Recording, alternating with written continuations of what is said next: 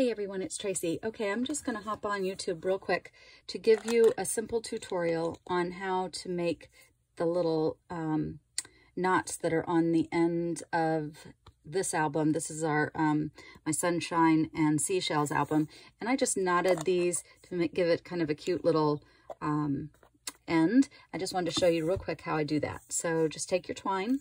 It's very simple. Loop it over, and then take this end and then just keep looping it through that hole several times.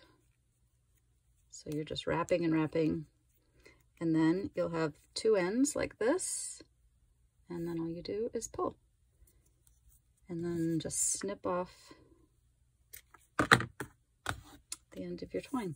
And of course that'll just be hanging kind of like mine are here, after you've wrapped it around the album, tied it in just a simple knot, and then did this technique to the two ends. That's it. Have fun.